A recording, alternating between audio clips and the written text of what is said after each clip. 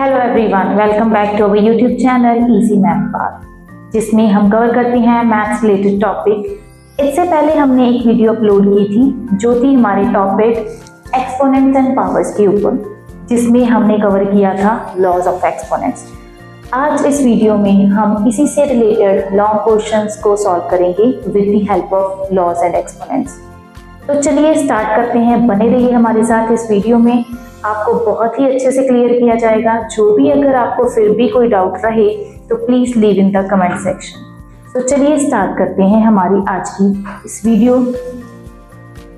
यहाँ पे हमने दो क्वेश्चंस लिए हैं, इन क्वेश्चंस को हम सॉल्व करेंगे with the help of laws and exponents. तो इस वीडियो से पहले आप इसको पॉज कर लेना एंड सबसे पहले आप रिवाइज करोगे लॉज ऑफ एक्सपोनेंट्स को, क्योंकि क्वेश्चंस को सॉल्व करने के लिए हमें ये माइंड में होना बहुत जरूरी है कि लॉज ऑफ एक्सपोनेंट्स थे क्या। तो चलिए स्टार्ट करते हैं हमारी आज की इस वीडियो। फर्स्ट क्वेश्चन है हमारे पास -2⁻³ into -10⁻³। Did you remember that which law of exponent we will use here? कौन सा लॉ ऑफ एक्सपोनेंट हम यहाँ पे यूज कर सकते हैं?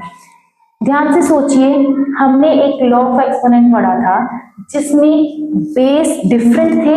बेस टर्म क्या होती थी? ये बेस है हमारे पास। सो इसमें जो पावर्स हैं 3 and 3, पावर्स क्या है? सेम है, बट बेस क्या है? डिफरेंट है। तो ऐसा कौन सा लॉ ऑफ एक्सपोनेंट था? बिटवीन क्या है इसके साइन? मल्टीप्लाई का। तो क्या था इस लॉ ऑफ एक्सपोनेंट में? अगर बेस डिफरेंट है, पावर्स सेम है, तो क्या करते थे हम? जो बेस टर्म्स है वो क्या हो जाती थी? मल्टीप्लाई। यस, सो मल्टीप्लाई कर देंगे तो powers will remain same, powers as it is रह जाएंगी जो भी थी।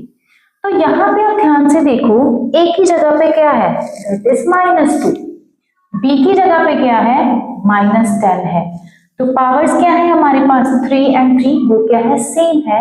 तो बेस टर्म्स को करते हैं मल्टीप्लाई। चलिए मल्टीप्लाई करते हैं। -2 मल्टीप्लाई -10, तो पावर क्या आ जाएगी? Same, that is 3।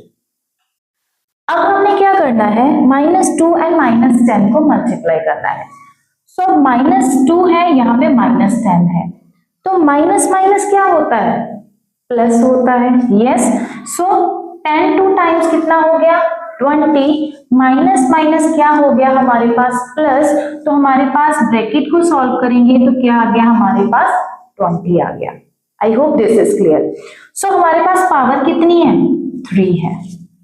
ओके, अगर हमें क्वेश्चन में स्टेटमेंट ये बोला होता कि आंसर आपने एक्सपोनेंशियल फॉर्म में लिखना है। एक्सपोनेंशियल फॉर्म मींस जब हम इस फॉर्म में लिखते हैं किसी भी नंबर को तो वो क्या होती है? एक्सपोनेंशियल फॉर्म होती है।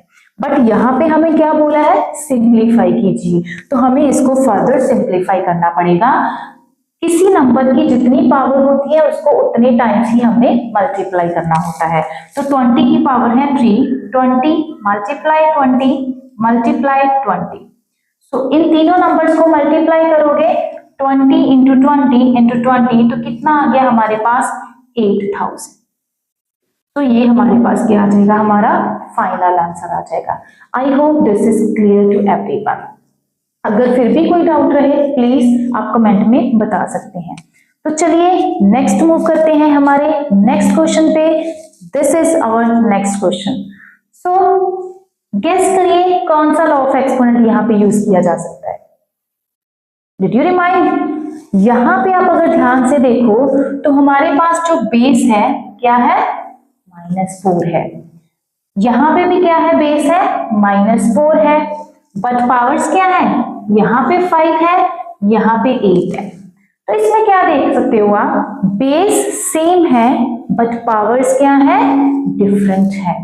तो जब पावर्स डिफरेंट होती हैं, बेस सेम होता है, इन बिटवीन साइन कौन सा है? डिवीजन का है। तो हम क्या करते थे लॉ ऑफ एक्सपोनेंट?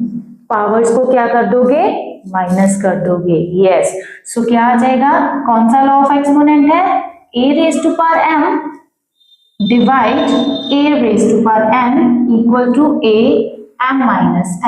सो क्या हो जाएगा? ये लॉ ऑफ एक्सपोनेंट हम यहाँ पे यूज करेंगे। तो बेस क्या है हमारे पास? -4 है। पावर्स क्या है 5 माइनस 8, सो -4, 5 माइनस 8 है हमारे पास पावर में, तो 5 माइनस 8, यहां पे हमारे पास दो नंबर्स हैं, क्या हो रहे हैं माइनस हो रहे हैं, तो जब 5 से 8 माइनस करोगे तो आपके पास कितना आ गया 3 आया। अब यहाँ पे 3 हमारा आएगा नेगेटिव, नेगेटिव क्यों आएगा, बिकॉज जो मेजॉरिटी जो बड़ी टर्म है हमारे पास वो क्या है माइनस में है, तो आंसर भी हमारा क्या आएगा माइनस में आएगा, तो यहाँ पे क्या आ गया -3। अब क्योंकि हमारा क्वेश्चन क्या है हमने सिंप्लीफाई करना है इसको, तो अब इसकी पावर्स को हमने रिमूव करना है, तो अब यहाँ पे एक और हमारा लॉ ऑफ एक्सपोनेंट यूज होगा। हमने एक लॉ ऑफ एक्सपोनेंट पढ़ा था कि जब हमारी पावर नेगेटिव है तो उसको हमने पॉजिटिव बनाना है, तो क्या बन जाता है बेस टर्म का रेसिप्रोकल हो जाता है। सो कौन सा लॉ ऑफ एक्सपोनेंट था a raise to power -m, तो क्या हो जाएगा 1/a raise to power m। Clear, तो ये वाला लॉ ऑफ एक्सपोनेंट हम यहाँ पे यूज करेंगे, तो क्या हो जाएगा बेस टर्म का रेसिप्रोकल हो गया, पावर क्या बन जाएगी पॉजिटिव बन जाएगी। अब इसको सिंप्लीफाई करते हैं, क्योंकि -4 रेज़ टू पावर 3 है, तो 4 को हम कितनी बार मल्टीप्लाई करेंगे, यस 3 टाइम्स मल्टीप्लाई करेंगे, सो 4 मल्टीप्लाई -4 मल्टीप्लाई -4। यहाँ पे एक चीज आप ध्यान से सुनो, अब यहाँ पे नेगेटिव साइंस है, अगर आप कोई टर्म किसी नंबर को मल्टीप्लाई कर रहे हो तो नेगेटिव साइंस अगर इवन नंबर ऑफ टाइम्स आए, नेगेटिव साइंस जो है अगर इवन नंबर ऑफ टाइम्स आए तो हमारा आंसर क्या आता है हमेशा पॉजिटिव आता है, ओके। बट अगर जो नेगेटिव साइंस है वो ऑड नंबर ऑफ टाइम्स आए तो क्या होगा हमारा आंसर नेगेटिव में आएगा। I hope this is clear to everyone. So यहाँ पे आप देख सकते हो 4 into 4 कितना आ गया 64, ओके। तो यहाँ पे हमारा जो आंसर है वो क्या आएगा पॉजिटिव आएगा या फिर नेगेटिव आएगा, आप बताइए कि नेगेटिव जो साइंस है कितनी बार आ रहे हैं 1 2 and 3 टाइम्स आ रहे हैं, तो 3 क्या है एक ऑड नंबर है, सो ऑड नंबर है तो हमारा आंसर क्या आएगा नेगेटिव में आएगा। तो अब हम कभी भी जो नेगेटिव साइन है वो डिनोमिनेटर में नहीं रखते, तो आप ऐसे लिख सकते हो 1/64, तो ये हमारा फाइनल आंसर आ जाएगा। I hope this is clear to everyone. अगर कोई भी डाउट है, मैं फिर से आपको बोल रही हूँ, अगर कोई भी डाउट है तो प्लीज आप कमेंट में हमें बता सकते हैं। तो चलिए नेक्स्ट मूव करते हैं, हमारे नेक्स्ट क्वेश्चंस पे हम थोड़ा सा डिफिकल्टी लेवल जो है वो अप करेंगे। तो चलिए नेक्स्ट हम स्टार्ट करते हैं हमारा नेक्स्ट क्वेश्चन, जो कि है simplify and right your answer in exponential form. इसको स्टार्ट करने से पहले मैं आपको ये बता देती हूँ कि एक्सपोनेंशियल फॉर्म क्या होती है। जब किसी भी नंबर को हम लिखते हैं पावर्स की फॉर्म में, फॉर एग्जांपल 2⁵ लिखा है हमने, सो 2⁵ जो लिखने का वे है इसको क्या बोलते हैं एक्सपोनेंशियल फॉर्म बोलते हैं। तो हमने जो अपना आंसर है उसको एक्सपोनेंशियल फॉर्म में देना है, मींस इस टाइप में देना है, मींस पावर्स की फॉर्म में देना है। तो चलिए स्टार्ट करते हैं हमारा क्वेश्चन। क्वेश्चन क्या है हमारे पास 2⁵3 3⁴ 4 की कोई भी पावर नहीं है, 3 into 32।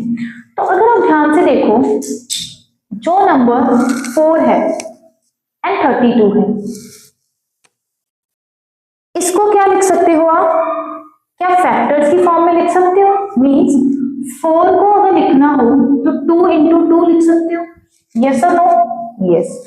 सो 2 into 2 है तो क्या बन गया 2⁵2 लिख सकते हो, यस और नो, क्योंकि किसी भी नंबर की जो पावर होती है हम उसको उतनी बार ही मल्टीप्लाई करते हैं, तो 2 को 2 से मल्टीप्लाई करोगे तो आपको फिर से आंसर 4 ही मिलेगा। अब हमने ऐसा क्यों लिखा है, ताकि हम इजीली यहाँ पे लॉ ऑफ एक्सपोनेंट को है अप्लाई कर सकें।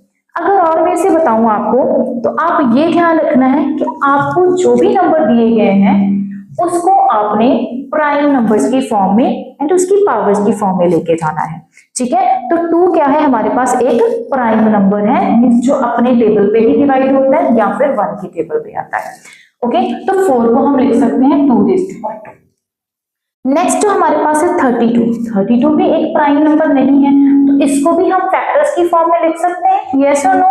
सो 32 के अगर हम फैक्टर्स बनाएं तो क्या बनेंगे, ये हमारी फैक्टराइजेशन फॉर्म होती है। तो 32 क्या है, वो 2 के टेबल पे डिवाइड हो जाएगा, यस। सो 2 के टेबल पे जब 32 को डिवाइड करोगे तो आपके पास क्या आ जाएगा, 16 आ जाएगा। ओके, सो 16 अगेन 2 के टेबल पे डिवाइड हो जाएगा, 2 8 टाइम्स 16 होता है, 2 4 टाइम्स 8 होता है, अगेन डिवाइड अगर 2 से करोगे तो 2 2 टाइम्स 4, 2 1 टाइम्स 1। हमने ये फैक्टर्स तब तक बनाने होते हैं जब तक हमें 1 नहीं मिल जाता। अब 32 के क्या क्या फैक्टर्स बन गए, ये तो 32 को आप लिख सकते हो 2 मल्टीप्लाई 2 इंटू 2 इंटू 2 एंड 2। जो 2 है वो कितनी बार रिपीट हो रहा है, अगर आप ये सारे 2 को दोबारा मल्टीप्लाई करोगे तो आपको आंसर 32 ही मिलेगा। तो 2 जो है वो कितनी बार रिपीट हो रहा है, 5 टाइम्स रिपीट हो रहा है, तो आप इसको लिख सकते हो 2 रेज़ टू पावर 5। हमने जो पहली वीडियो अपलोड की थी उसमें मैंने आपको बताया था कि जो एक्सपोनेंशियल होता है वो क्या है, मल्टीप्लिकेशन जब रिपीट हो रही है तो उसको शॉर्ट में लिखने का भी होता है। सो इसको हम लिख सकते हैं 32 को 2 रेज़ टू पावर 5। तो चलिए ये जो है हमने सॉल्व किया, इसको फिल करते हैं हमारे क्वेश्चन में। So 2 raise to power 3 as it is, 3 raise to power 4 as it is, 4 को हमने क्या लिखा था 2 रेज़ टू पावर 2, डिवाइड में 3। अब 3 की कोई भी पावर नहीं है तो 3 की पावर हम 1 लिख सकते हैं, 1 मतलब 3 एक ही बार है। सो 32 का क्या आया था हमारे पास 2 रेज़ टू पावर 5। अब हमें यहाँ पे लॉज ऑफ एक्सपोनेंट्स का यूज करना है। क्या क्या लॉज ऑफ एक्सपोनेंट पढ़े थे हमने, किसी में बेस सेम होता था, किसी में बेस डिफरेंट था, पावर सेम थी, पावर डिफरेंट थी। तो यहाँ पे सबसे पहले मेरे पास नंबर है 2। अब 2 चेक करते हैं और कहाँ कहाँ पे प्रेजेंट है, एक यहाँ पे 2 प्रेजेंट है, एक और यहाँ पे कहाँ पे है, यहाँ पे 2 प्रेजेंट है। तो सबसे पहले हम 2 वाली टर्म्स को उठाएंगे। ये वाला जो 2 है वो इस 2 के साथ क्या हो रहा है, मल्टीप्लाई हो रहा है, क्लियर। तो हमने लॉ ऑफ एक्सपोनेंट पढ़ा था, यहाँ पे आप देख सकते हो जो बेस है वो सेम है, 2 है और इसमें भी क्या है 2 है। तो जब बेस सेम है, पावर्स डिफरेंट है, तो क्या होता था, पावर्स ऐड हो जाती थी। तो क्या बन जाता है, पावर्स ऐड हो जाती है, क्लियर। सो अगर हम इस 2 एंड इस 2 को सॉल्व करें, बेस सेम, पावर्स क्या होंगी ऐड, तो अब इसको लिख सकते हो 3 + 2। आई hope this is clear. Next यहाँ पे 3, यहाँ पे हमारे पास 3 है, इस 2 को हम बाद में सॉल्व करते हैं, मैं आपको बताती हूँ कैसे इसको लेना है। नेक्स्ट हमारी जो न्यूमिनेटर में टर्म है 3 है, तो यहाँ पे हमारे पास क्या है, डिनोमिनेटर में 3 है, ये क्या है, साइन ऑफ डिवीजन है। ओके, सो हमारे पास यहाँ पे भी 3 है, यहाँ पे भी 3 है, बेस क्या है, सेम है, इन बिटवीन साइन क्या है, डिवीजन का है, पावर्स क्या है, डिफरेंट है। सो पावर्स डिफरेंट है, बेस सेम है, तो क्या करते थे हम, पावर्स को माइनस करते थे, क्लियर। सो यहाँ पे 3 4 माइनस ये पावर, क्योंकि 3 ये वाला 3 इसके साथ डिवाइड हो रहा है, तो 4 माइनस क्या हो जाएगा, 1 हो जाएगा। अभी हमारे पास ये 2 रेज़ टू पावर 5 बचा हुआ है डिनोमिनेटर में, अभी तक हमने इसको कैरी नहीं किया है, क्लियर। सो यहाँ पे सॉल्व करोगे तो 2 रेज़ टू पावर 3 + 2 है, तो कितनी आ गई, यहाँ पे प्लस करने के बाद पावर 5 आ गई, मल्टीप्लाई में 3 रेज़ टू पावर, तो 4 - 1 है, 4 से 1 माइनस करोगे तो आपके पास क्या आया, 3 आया। डिनोमिनेटर में हमारे पास है 2 रेज़ टू पावर 5। अब यहाँ पे क्या और लॉ ऑफ एक्सपोनेंट यूज हो सकता है, यस। सो यहाँ पे क्या है, 2 है, यहाँ पे भी एक 2 है, this is in the numerator and this is in the denominator. मतलब क्या है कि ये दोनों 2 क्या है, डिवाइड हो रहे हैं। ओके, तो यहाँ पे दोनों डिवाइड हो रहे हैं, बेस सेम है, तो पावर्स क्या हो जाएंगी, माइनस हो जाएंगी। सो 2 5 पावर है, ये भी ऊपर 5 पावर थी, तो ऊपर जाके क्या हो जाएगा, 5 - 5 इनटू में हमारे पास क्या है, 3 raise to power 3। So 2 raise to power 5 - 5 क्या हो गया, 0 इनटू 3 रेज़ टू पावर 3। अब बात आती है अगेन 2 रेज़ टू पावर 0 है। क्या हमने ऐसा कोई लॉ ऑफ एक्सपोनेंट पढ़ा है जिसमें बेस टर्म की पावर जो है वो 0 हो, यस और नो। यस, तो हमने पढ़ा था कि किसी भी बेस टर्म की अगर पावर 0 आ जाए तो उसका आंसर हमेशा क्या आता है, 1 आता है। यस, तो यहाँ पे 2 रेज़ टू पावर 0 है, तो इसका मतलब ये क्या आ गया हमारे पास, 1 आ गया, इंटू 3 रेज़ टू पावर 3, तो किसी भी नंबर को 1 से मल्टीप्लाई करोगे तो वो सेम आ जाएगा, तो इसका आंसर क्या आ गया, 3 रेज़ टू पावर 3 आ गया। सो हमने आंसर देना था एक्सपोनेंशियल फॉर्म में, तो यही हमारा क्या आ जाएगा, फाइनल आंसर आ जाएगा। अगर आप इसको स्टेप बाय स्टेप फॉलो करोगे तो इट्स वेरी इजी, जस्ट आपने ये चीज ध्यान रखनी है कि लॉज ऑफ एक्सपोनेंट्स को कैसे यूज करना है, एंड लॉ ऑफ एक्सपोनेंट आपके माइंड में होने चाहिए। ओके, सो आई होप ये पूरा लेक्चर आपको आज का क्लियर है। Thank you for watching, please like share and subscribe our channel. Thank you very much.